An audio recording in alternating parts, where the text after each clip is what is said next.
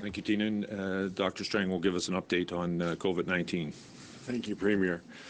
So good afternoon, everybody. Today I'm announcing 23 new cases of COVID-19, bringing the total number of cases in Nova Scotia to 850. We currently have 11 individuals in hospital, 3 of those in intensive care. We have 392 people today who can be considered recovered from their COVID-19 infection. We now have 24,521 Nova Scotians who have been tested and have had negative results, which is really good news. We have 10 licensed long-term care facilities and unlicensed seniors facilities with cases of COVID-19 involving a total of 189 residents and 82 staff. We continue to conduct more COVID-19 tests per capita than any other province in Canada. Yesterday, we processed 888 tests through the QE2 lab. And I want to stress again that early identification of cases is critically important. That's why we still have and will continue to have robust access to testing, lots of lab capacity.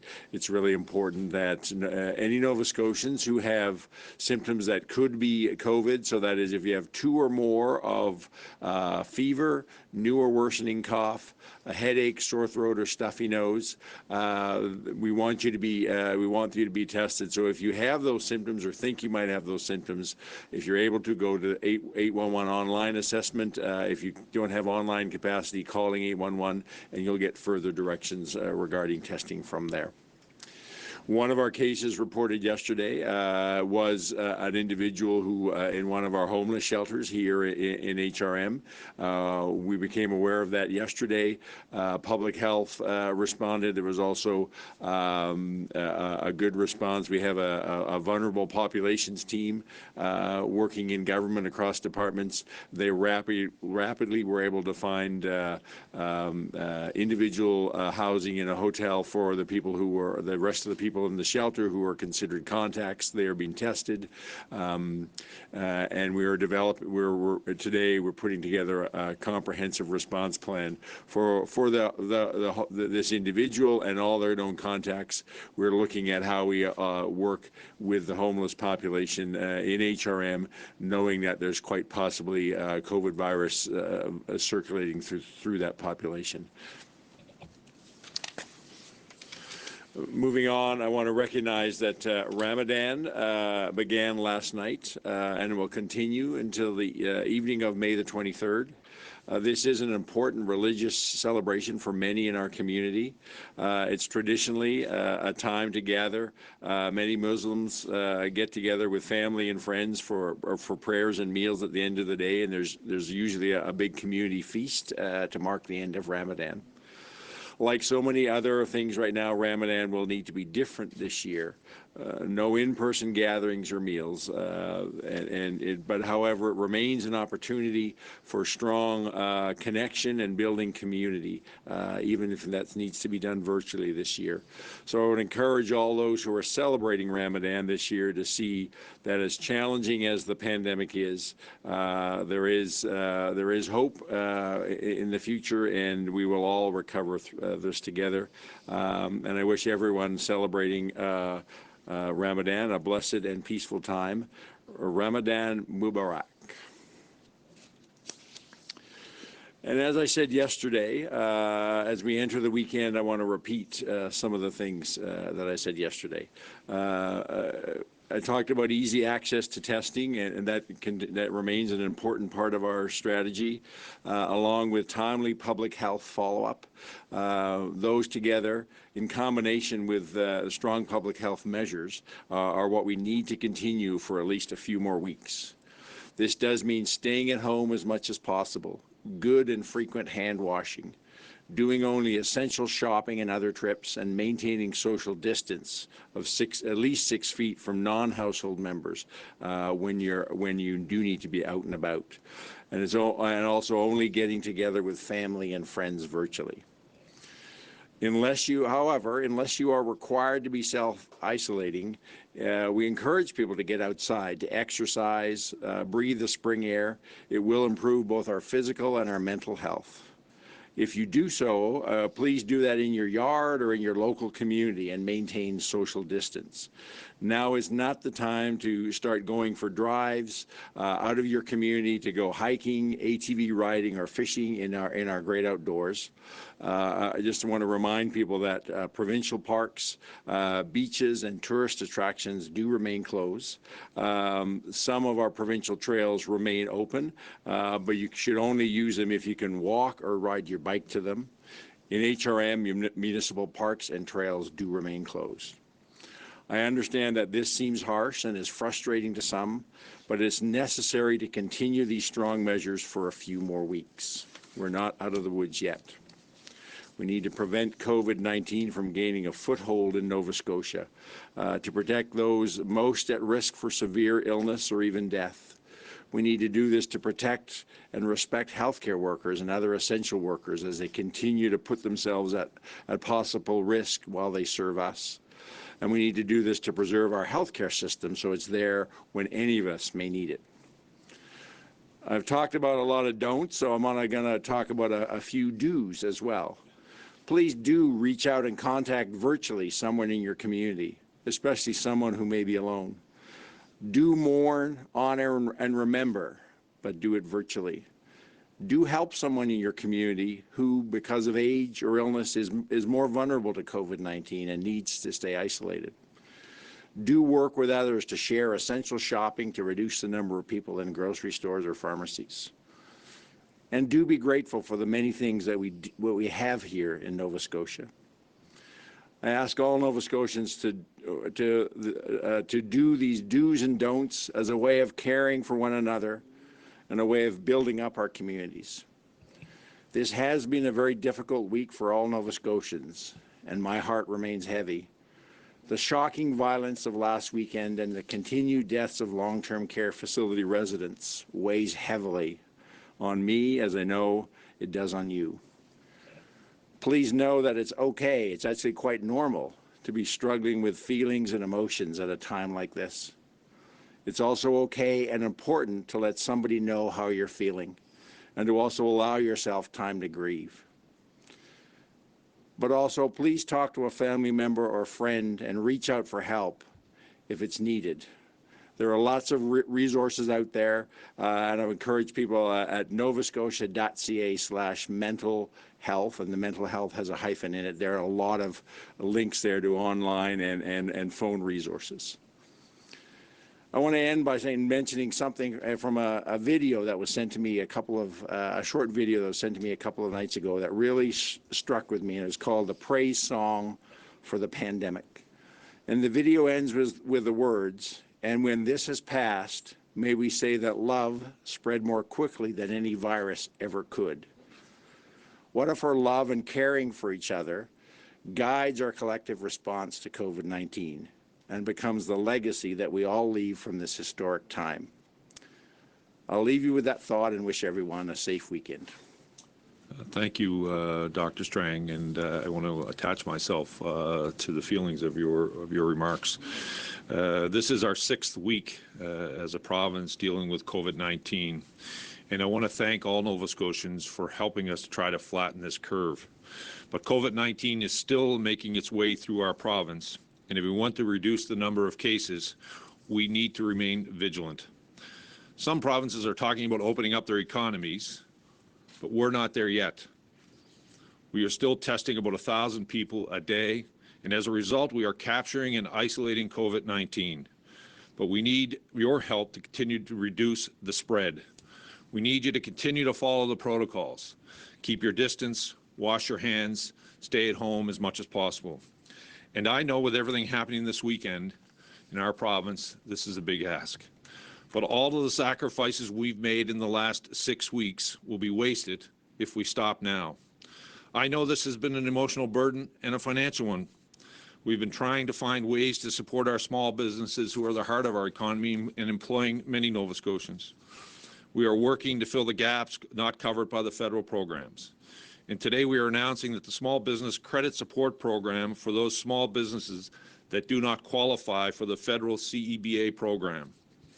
This new stream provides a guaranteed credit union loan and a small cash grant of up to $1,500 for those that have lost 30% of their sales revenue.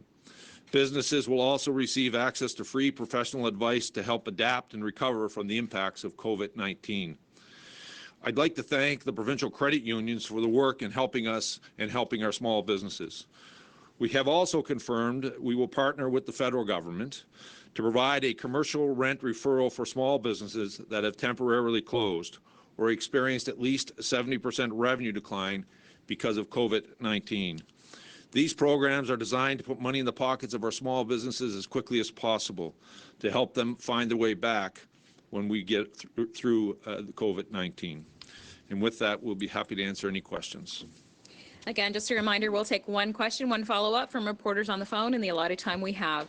We'll start with Mike Gorman from CBC. Go ahead, Mike.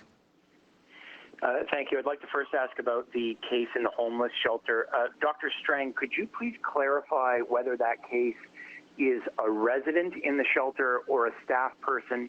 And Premier, when these pop-up shelters were first being established, there had been a suggestion, there had been an ask from advocates that this be done in hotels instead of in the municipal facilities the way that they have been. Do you think the province should have done that in the first place? So I can respond to your first question. This is a resident, somebody who is living in one of these temporary shelters. As we're going through this entire 6 weeks, things that we now know, when we started 6 weeks ago, we believed asymptomatic people could not pass on the virus. Midway through this pandemic, we recognized that was not the case. So we continue, though, to work and ensure that we provide supports for all of our citizens and ensuring that we're doing it in the best possible way for public health and following the advice of what would be the best structure that was set up. And we looked at what was happening in other parts of the country as well. And I want to thank all of those who are working on behalf of our province to ensure that they're providing housing and supports to the most vulnerable population in our province. Mike, do you have a follow-up? Yeah, thank you. Premier, today and several other times this week, the Prime Minister has talked about the need for there to be a collective look amongst governments, both his and provinces and territories, at the way long-term care is operated and offered in this country. I'm wondering what you would like to see from the federal government if they've suddenly decided that they want to get into the long-term care business. But also, I wonder, to what degree do you think the situation in long-term care homes has been exacerbated by the fact that there have been continued issues through the years with staffing and service availability in these homes, many of which operate at a razor's edge when it comes to financial viability? Well, a couple of things. I think all Canadian provinces would welcome the federal government's continued support in health care. As you know, when the National Health Program began, it was a 50-50 cost share. Right now, less than 20% of it is covered by the federal government. So we would certainly welcome, and I know all premiers have called upon the federal government to move to at least a 25% funding model where they would send dollars in. They could even target that. I've even recommended to the Prime Minister if they want to target their 25%, we'd be happy to work with them to continue to provide the services that they believe should be uniformed across the country. And when it comes to our long-term care facilities, we've continued, and I want to thank all those who work in them. I have the good fortune of representing 3 of them. I've been in a number of times. The professional staff that works inside of these facilities do an outstanding job of ensuring that our loved ones are cared for in a way. It really is, they make it their home, and our loved ones are in these facilities feel like it's their home because of the workers that are working inside of them doing tremendous work. If you look at what's happening across our province, it started really probably a decade and a half ago or more when we started replacing facilities or modernizing them. We moved away from we were moving more towards single rooms where individuals were, individual washrooms associated with those rooms. All of those things are happening across the country. We've just recently announced 2 new renovations that will be taking place in our province. We'll adapt to the new model. But like everything, we will look at what the impact of this pandemic has been on our entire province. And, we'll look at it from a point of view as what's happening in long-term care, and also today with the announcement, we'll be looking at what happens in our shelters, how do we support, and making sure that we have the appropriate supports for our citizens who require care and support. Next, we'll go to CTV's Natasha Pace. Go ahead, Natasha. Thank you.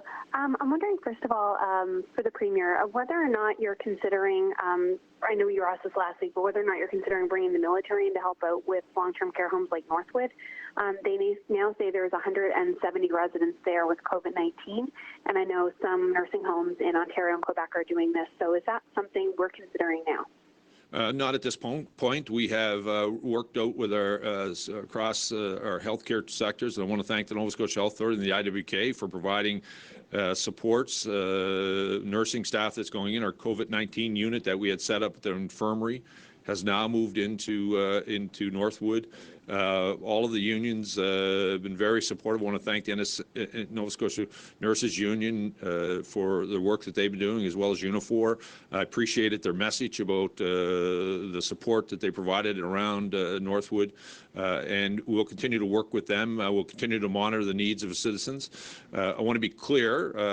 Last weekend, we had already provided full PPE material going into anyone going into Northwood. That was a request from the nurses union as well as Unifor.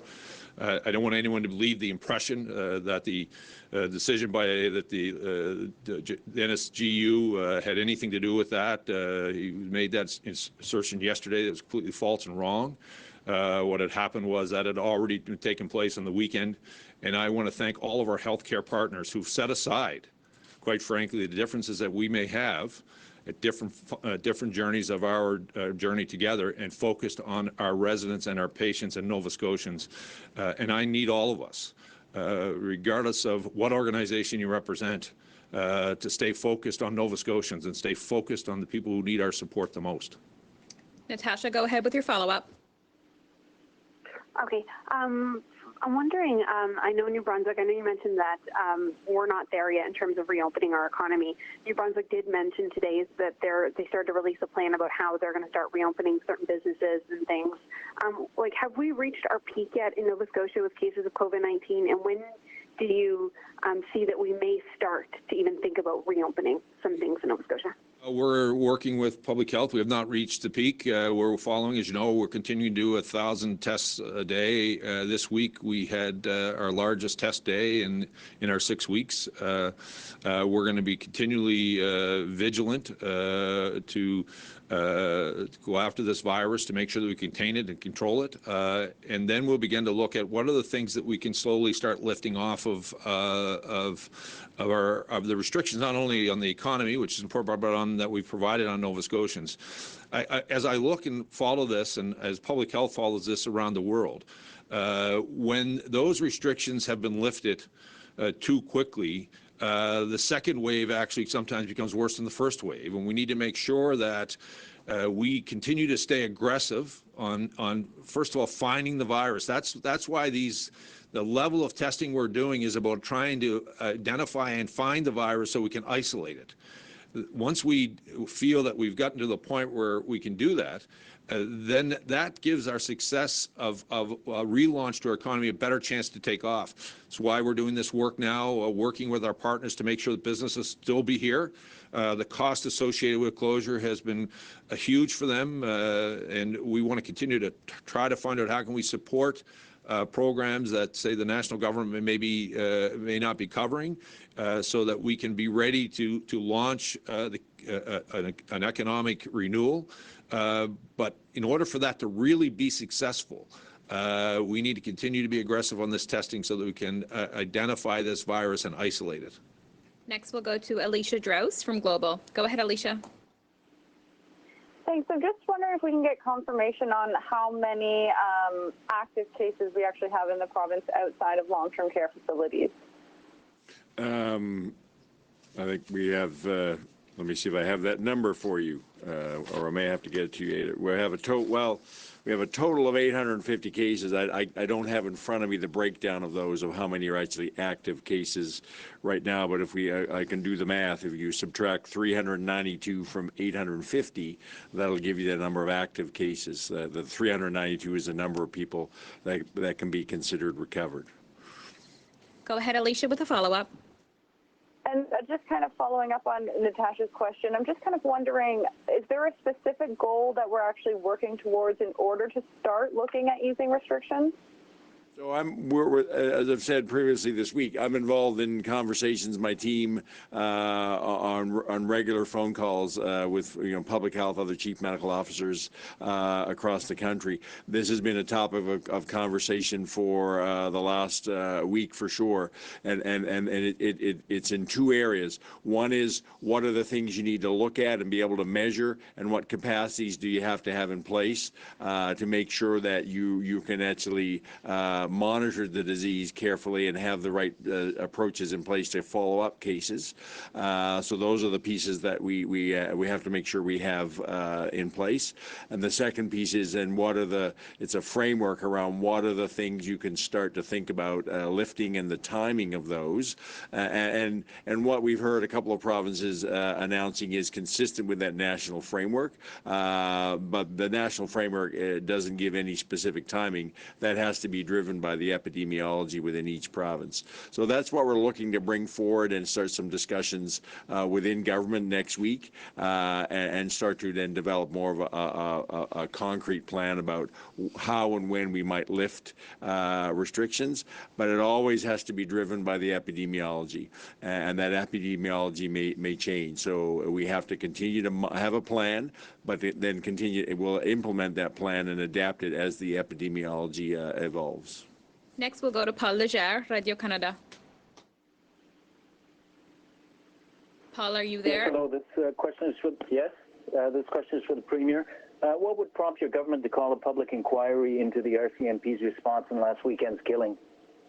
I've asked the Attorney General to look at what are the possibilities as he works with his national partners to look at what are the processes that could be used to answer the questions that so many Nova Scotians may have, and quite frankly, to allow them to allow the details of this horrible weekend, last weekend, to be put to the test and have those questions answered. Paul, do you have a follow-up?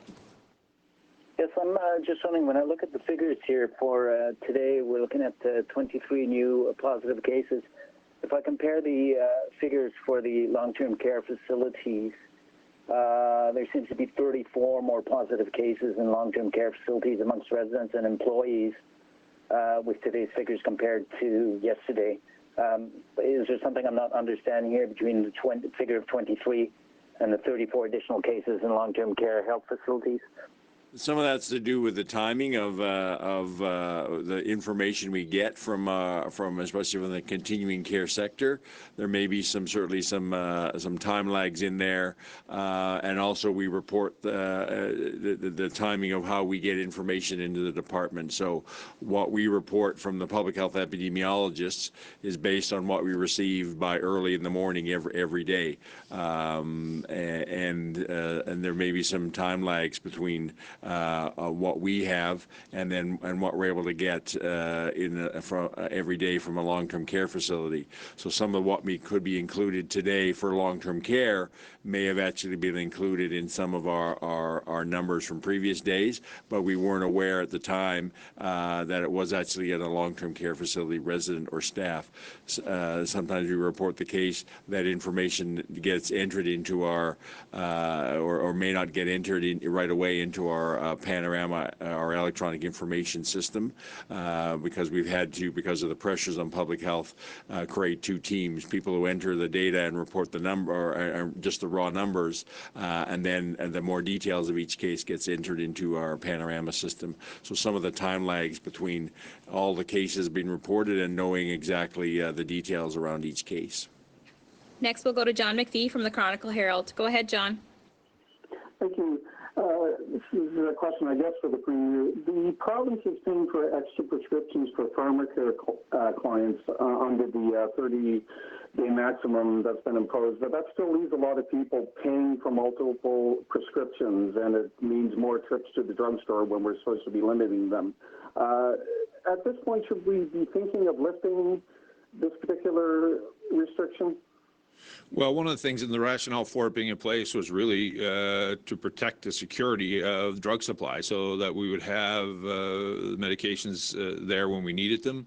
There's always an ongoing look at. I've asked our Minister of Health to work with his colleagues across the country and the national government to look at, is there a way that that we can identify which drugs may be of a shortage and use those as a 30-day prescription, and ones that we know the supply is secure and strong, that we could go back to doing the 90-day one. But that is still in the process, and that's why we announced yesterday that we would be covering the additional fees that are associated with the second and third refill, as well as helping anyone who is on a provincial pharmacare program, including those who are supported through community services. Go ahead, John, with your follow-up. Thanks. This would be for Dr. Strang. When restrictions do start to be lifted and schools will remain closed, I would assume, will childcare centers be one of the first things to be able that will open up? I got a question from a parent today about this, and obviously she and many other parents hope that will be the case. So the timing and how schools and daycares are included, that's part of our national conversations around. There is some emerging evidence around how the COVID virus may be transmitted between younger ages. We have another call, national call on Sunday afternoon, where we're looking to dive into some of that information. So it's all part, no final decisions on anything, and more discussion, but we need to look at each province then, what makes sense for each province. So I can't give any definitive answer at this time, but knowing that we do have to make some decisions next week around schools and daycares about for May and June. Next, we'll go to Lindsay Armstrong from all Nova Scotia. Go ahead, Lindsay. Thank you. For the Premier, in regards to the small business credit support program you just announced, wondering how that support will be administered and when will small businesses be able to access it? That'll go through the program through business administered with Dalhousie. It is actually offset from the national program that had a cutoff of 20,000. This will be available for companies whose payroll is less than 20,000, and the support will be there. And 10% of the of up to 1,500 would be a forgivable loan, and the loan in itself could potentially be as high as 25,000, depending on the needs of the business, or it could be as whatever the amount would be required to help support them. Go ahead, Lindsay, with your follow-up. Thank you. And for Dr. Strang, I understand widespread testing and contact tracing are crucial parts of overcoming COVID. I'm wondering how many contact tracers are currently working for the province, and if there are any plans to hire more people to do this work as we move into the summer. So I don't have the exact number. Certainly stay in close contact with the public health team and the Nova Scotia Health Authority. They have created teams that are working on shifts 7 days a week, and they've really deployed all of our public health nurses virtually into doing the contact tracing. They're being supported by our health promotion staff. I've been assured that at this time we feel we have adequate capacity within public health for that. We are looking at different ways of potentially, one of the other things we're doing is following up all the people who have negative tests. We've got some volunteer medical students and some other people outside of public health who are supporting us with that. And we also have some opportunity. We know that we've developed some plans of how we can reach out and get other people beyond public health, even beyond the healthcare system, if necessary, to support some other pieces of work for public health. So if we need to actually focus those who have the appropriate training to do the actual contact tracing and follow up, and allow them to focus just on that work.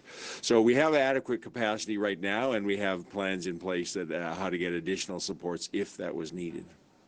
Just a reminder to keep your phones on mute. Next, we'll go to Sharon Montgomery from the Cape Breton Post. Hi, thank you, Tina. Good afternoon. I'd like to ask Dr. Strang a question, please. Dr. Strang, first, thanks for providing the numbers of tests per zone yesterday we had inquired about.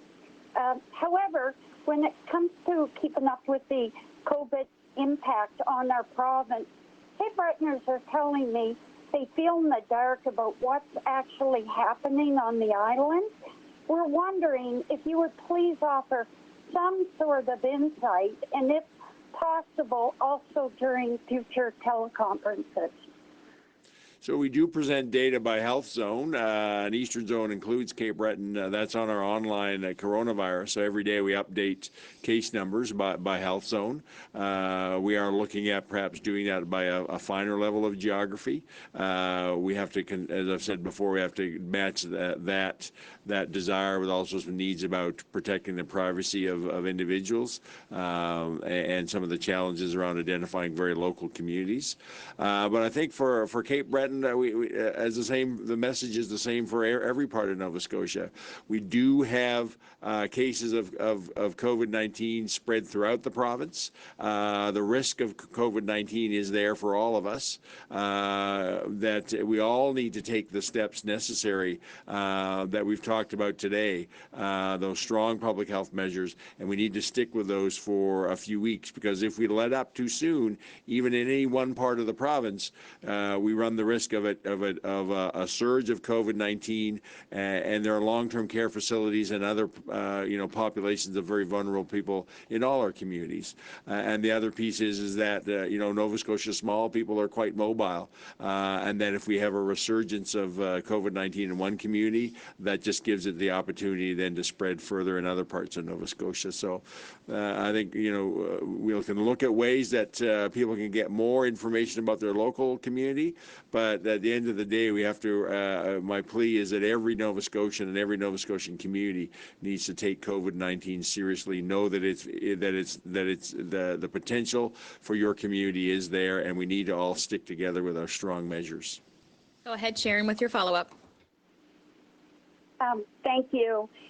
Could you tell Dr. Strang, in the Eastern Zone, are the positive cases quite spread out throughout Guysborough, Antigonish, and throughout Cape Breton, or are there actually clusters in some areas? We've had cases spread throughout in all our health zones, including Eastern Zone. So there's been cases in Antigonish, long-term care facility outbreak in Antigonish. We've had cases in different parts of Cape Breton Island, a number of cases in industrial Cape Breton, CBRM, and we've had 2 long-term care facilities that have had COVID-19 or been affected by COVID-19 within the Sydney area. Next, we'll go to Evan Taylor from CKBW. Go ahead, Evan. This question is for Dr. Strang. I'm wondering, I know there's consensus on the seasonality of COVID-19 is that we just don't know at this point, but are there seasonal challenges with spring that we do know regularly non-COVID related? Are there any further stresses that spring brings, or is it an easier time for healthcare resources? So typically we have spring, we actually coming out of our influenza season, and from an infectious disease respiratory virus challenge, things ease off. But in healthcare we deal with all sorts of challenges, and we know as we move into spring and summer we often get other issues like an increase of motor vehicle crashes and recreational vehicle crashes. So there's always some things in every season that can create pressure on the healthcare system, but you're right. We don't know what for sure how seasonality will affect COVID-19, and we do have to look at the potential for COVID-19 and influenza, or a second wave of COVID-19 and influenza into next year. Go ahead, Evan, with your follow-up. My follow-up is also for Dr. Strang. I was just wondering, there were comments made of the U.S. by President Trump about ingesting disinfectant as a possible solution, and it's being condemned by the medical community. I just wonder if you have any comments on how that kind of statement reflects on how a discourse and communicating with people and how dangerous that sort of thing can be. Absolutely there, and I know that many the Johnson & Johnson or Procter & Gamble and Johnson & Johnson bleach companies are having coming out today to warn people that their product is not meant to be ingested or injected. It's really important that we, in an event like this, that we actually allow science to guide our public health measures, to guide how we treat people. And it takes a while to develop some science. There is lots of research going on around the potential ways for definitive treatments for COVID-19. None have been proven effective so far. A number that have had claims on to be proven have shown to actually not be effective. It takes time to develop this science, but there are clinicians and scientists here in Nova Scotia who are part of that research, and they're using that research that will help them guide the treatment of any of our COVID-19 patients here in this province. Aren't you glad I don't give you any medical advice? I don't give you political advice, so we're even. We're a good team. That's all the time we have for questions today. Go ahead, Premier. Thank you, Tina. Like so many across the country, Dr. Strang and I are wearing red today. And also, like many of you, at 2 o'clock, we took time to pause to honor Constable Heidi Stevenson, who bravely gave up her life to protect Nova Scotians during the horrible events of last weekend.